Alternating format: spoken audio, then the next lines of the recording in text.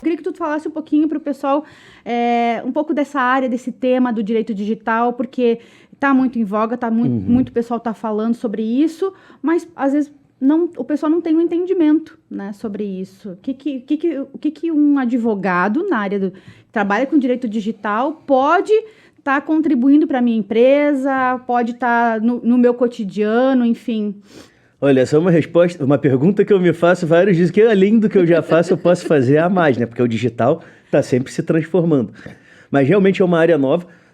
Eu vou te dizer que 95% do que eu faço hoje na minha atividade profissional são coisas que eu nem ouvi falar na faculdade, né? E tudo bem, já me formei um pouquinho mais de tempo, mas pegando o exemplo da Júlia, que esteve aqui conversando contigo também. A Júlia Amanda. Mas a Júlia, porque ela começou com a gente no escritório como fazendo estágio curricular, né? Sim. E se formou agora, recentemente. Ela trabalha com a gente há 2 anos e se formou na metade desse caminho aí. Então, nem ela que se formou há questão de 1 ano teve disciplinas voltadas para o que a gente faz hoje no escritório. A gente teve que desenvolver uma metodologia, testar a metodologia, aperfeiçoar a metodologia. E aí vem a grande dificuldade que todo mundo que entra lá, a gente tem que ensinar a metodologia, porque ninguém chega... não é uma coisa que tenha na faculdade, e é uma coisa que eu levei anos para conseguir chegar na forma de trabalho que a gente tem hoje. Eu não posso me dar ao luxo de ficar lá pagando uma pessoa por 5 anos até ela aprender, né? Então tem que ser naquele pique. Então, dentro da questão do direito digital, nós temos algumas coisas, eu vou chamar de tradicionais aqui, meio na cara de pau, porque de tradicional não tem muito, né? Mas essa parte mais voltada para o comércio eletrônico, inclusive, né, em outra oportunidade já fizemos uma live sobre isso, né? Sobre como empreender na internet sem quebrar a cara, né, no teu canal da Decide. Então, temos essa parte do comércio eletrônico que tem um impacto com o digital.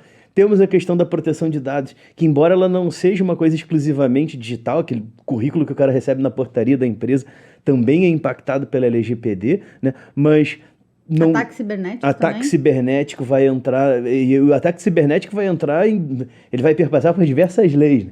A gente tem na parte criminal, por exemplo, agora o Brasil finalmente passou a ser signatário da Convenção Internacional de Crimes Cibernéticos. A gente tem aqui, já não tão recente, a Lei Carolina Dickmann, enfim, surgiu quando vazaram as fotos da atriz nua na época lá, e foi feita uma lei penal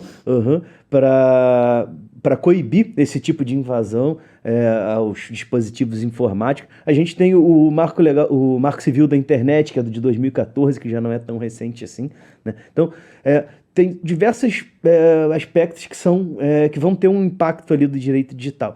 Inclusive, as outras áreas do direito vão ser impactadas. Agora, no próximo mês, a OAB de Caxias do Sul, a Comissão de Direito Digital e Proteção de Dados, vai trazer o Bernardo de Azevedo, que é um baita de um profissional, para falar sobre provas digitais e visual law, né? Então, provas digitais, todas as áreas do direito vão trabalhar com provas digitais. O direito do trabalho vai ter impacto de provas digitais, direito penal. Não tem mais uma área do direito que, em maior ou menor medida, não seja impactada pela questão do direito digital em alguma medida, né? Porque a gente está no mundo digital e, querendo ou não, tem resquícios, né?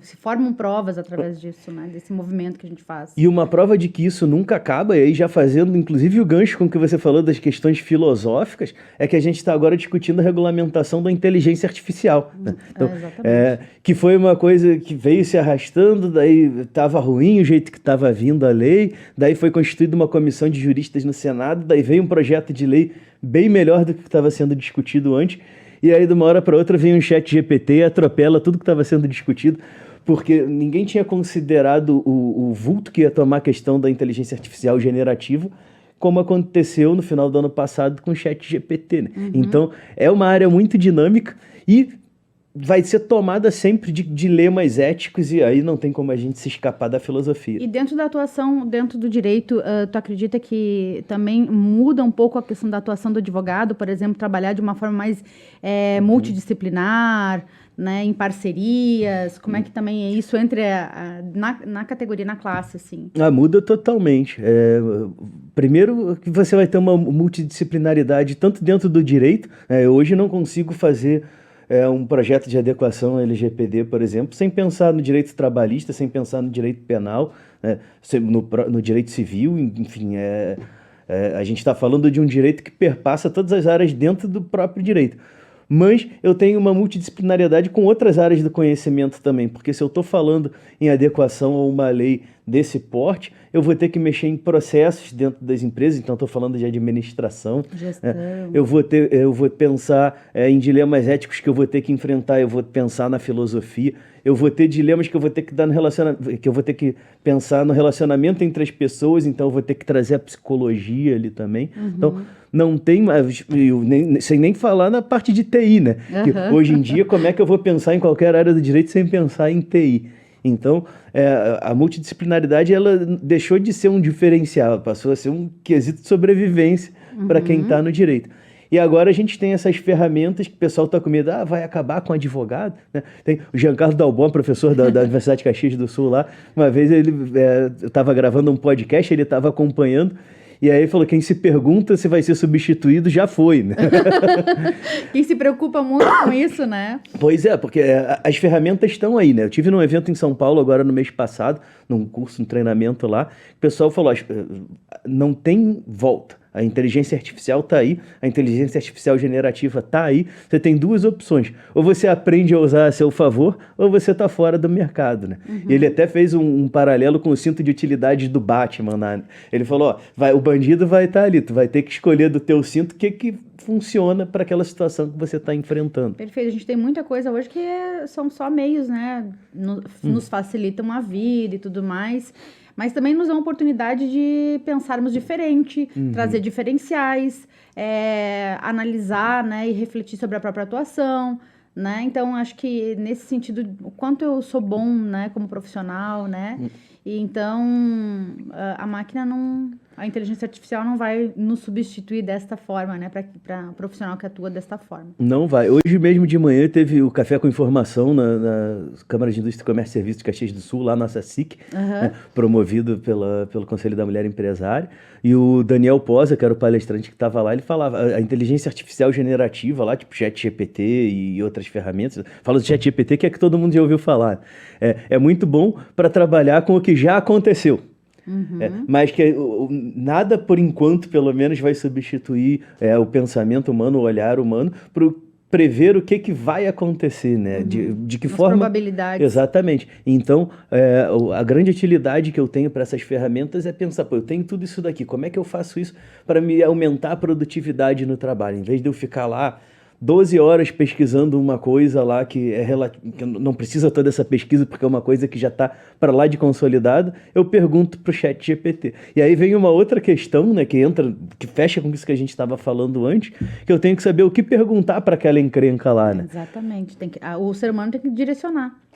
Porque o ChatGPT ele é uma máquina, ele vai responder o que eu perguntei. Se eu quiser ter uma resposta boa, eu tenho que fazer uma pergunta boa, né? Tem até um professor, se eu não me engano, foi o Bruno, lá de São Paulo, que falou que ia dar uma prova e que a prova ia ser feita no ChatGPT e que a nota ia ser dada pela pergunta, né?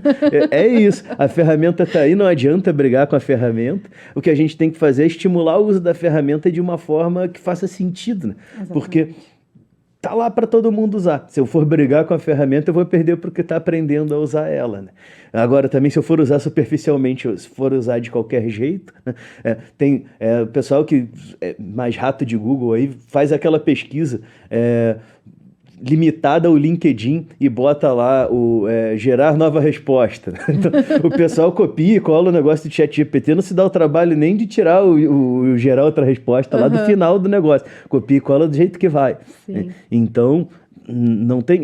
Agora, o pessoal que manda spam lá, não vou ficar falando o nome das empresas, mas todo mundo sabe que são as mesmas que ficam mandando spam para todo mundo pelo e-mail no LinkedIn lá. Todos agora começam o e-mail. Espero que este e-mail encontre bem. O ChatGPT tirou isso de algum lugar, provavelmente do português de Portugal, e agora todo spam que eu recebo começa querendo me encontrar bem, né?